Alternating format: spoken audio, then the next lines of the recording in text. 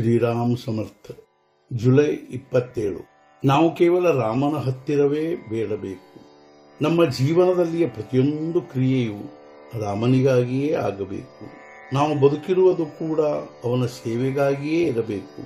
ಇಷ್ಟೇ ಅಲ್ಲದೆ ಸಣ್ಣ ಮಗುವಿಗೆ ಹೇಗೆ ತಾಯಿಯೋ, ದೊಡ್ಡ ಹುಡುಗನಿಗೆ ಹೇಗೆ ತಂದೆಯೋ, ಹೆಣ್ಣು ಮಕ್ಕಳಿಗೆ ಹೇಗೆ ಪ್ರಿಯ ಗಂಡನೋ, ಕಾರಕೂನನಿಗೆ ಹೇಗೆ ಸಜ್ಜನ ಅಧಿಕಾರಿಯೋ, ನೌಕರನಿಗೆ ಹೇಗೆ ಒಡೆಯನೋ, ಒಬ್ಬ ಮನುಷ್ಯನಿಗೆ ಹೇಗೆ ಅವನ ವಿಶ್ವಾಸಪಾತ್ರ ಮಿತ್ರನೋ, ಅದರಂತೆ ರಾಮನು ಪ್ರತಿಯೊಬ್ಬರಿಗೂ ಅನಿಸಬೇಕು.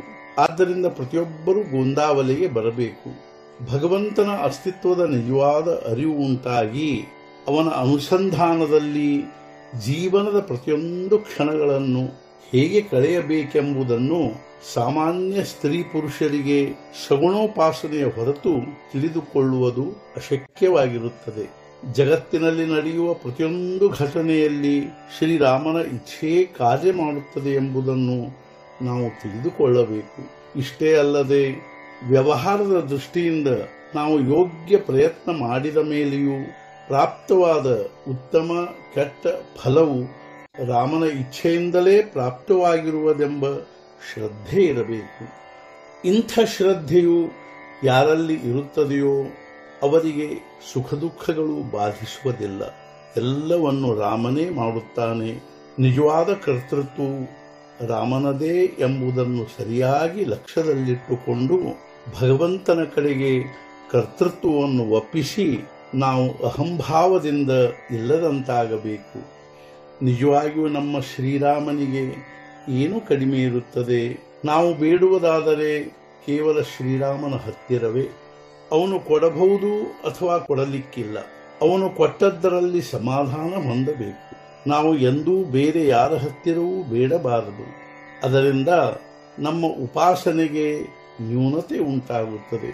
ಆದರೆ ಕೊಡುವವರು ಸ್ವಸಂತೋಷದಿಂದ ಕೊಟ್ಟರೆ ಅದನ್ನು ತಿರಸ್ಕರಿಸಬಾರದು. ನನ್ನ ಆಯುಷ್ಯದಲ್ಲಿ ನಾನು ನಾಮದ ಹೊರತು ಬೇರೆ ಸಾಧನೆ ಮಾಡಿರುವುದಿಲ್ಲ. ನನ್ನ ಗುರುಗಳು ನನಗೆ ನಾಮವನ್ನೇ ಕೊಟ್ಟಿರುತ್ತಾರೆ.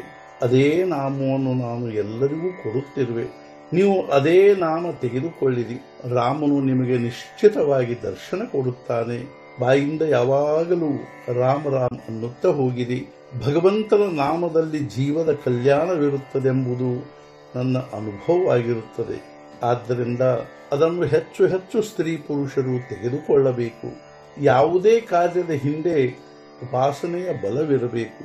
ಗೋರಕ್ಷಣೆಯಾಗಲಿ ಅಥವಾ ಅವುಗಳ ಸೇವೆಯಾಗಲಿ ಬೇರೆ ಯಾವುದಕ್ಕಾಗಿಯೂ ಆಗಿರಬಾರದು. ಕೇವಲ ಭಗವಂತನಿಗಾಗಿಯೇ ಆಗಿರಬೇಕು. ನಾವು ಮಾಡುವುದೆಲ್ಲವನ್ನು ಭಗವಂತನಿಗಾಗಿ ಮಾಡುತ್ತಿರುತ್ತೇವೆ ಎಂಬ ಅರಿವನ್ನು ಇಟ್ಟುಕೊಳ್ಳುವುದಕ್ಕಾಗಿ ಅವನ ನಾಮವನ್ನು ನಿರಂತರ ತೆಗೆದುಕೊಳ್ಳಬೇಕು. ಯಾವಾಗ ಸಮಾಜದಲ್ಲಿಯ ಬಹಳಷ್ಟು ಜನರು ಮರ್ಯಾದೆ ಮೀರಿ ವಿಷಯಾಸಕ್ತರಾಗುತ್ತಾರೋ ಆಗ ಕಲಿಯುಗ ಪ್ರಾರಂಭವಾಯಿತೆಂದು ತಿಳಿಯಬೇಕು. ಸಜ್ಜನರ ಬುದ್ಧಿಯು ಭ್ರಷ್ಟವಾಗಿ ಅದು ಕೂಡ ವಿಷಯಾಧೀನವಾಗುತ್ತದೆ. ವಿಷಯಗಳ ಪ್ರಾಪ್ತಿಗಾಗಿ ಎಂಥ ಕೃತ್ಯಗಳನ್ನು ಮಾಡಲು ಅವರು ಸಿದ್ಧರಾಗುತ್ತಾರೆ. ಇಂಥ ಸಮಯದಲ್ಲಿ ಭಗವಂತನ ನಾಮದ ಮಹಾತ್ಮೆ ಹೇಳುವವರ ಮೇಲೆ ಕಠಿಣ ಪ್ರಸಂಗಗಳು ಬಂದೇ ಬರುತ್ತವೆ. ಆದರೆ ಭಗವಂತ ಸಂರಕ್ಷಿಸುತ್ತಾನೆಂಬ ನಿಷ್ಠೆಯಿಂದ ಇದ್ದವರನ್ನು ಅವನು ಪ್ರತಿಯೊಂದು ಸಂಕಟದಿಂದಲೂ ಸುರಕ್ಷಿತವಾಗಿ ಹೊರಗೆ ತರುತ್ತಾನೆಂಬ ವಿಷಯದಲ್ಲಿ ಸಂಶಯವಿಲ್ಲ. ಆದ್ದರಿಂದ ಪ್ರತಿಯೊಬ್ಬರೂ ನಾಮಕ್ಕೆ ಅಂಟಿಕೊಂಡಿರಬೇಕು. ಜಗತ್ತಿನ ನಾದ ಬಿಡಿರಿ ಹಾಗೂ ಭಗವಂತನ ಪ್ರೇಮ ಹೊಂದಿರಿ. ಇಂದಿನ ಮುಖ್ಯ ವಿಚಾರ: ರಾಮನು ಕರ್ತ ಅನ್ನುವವನು ಸುಖಿ, ನಾನು ಕರ್ತ ಅನ್ನುವವನು ದುಃಖಿ.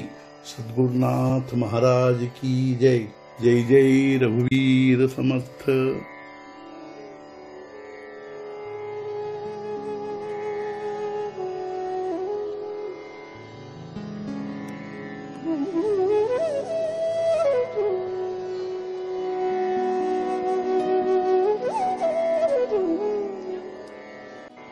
Mm-hmm.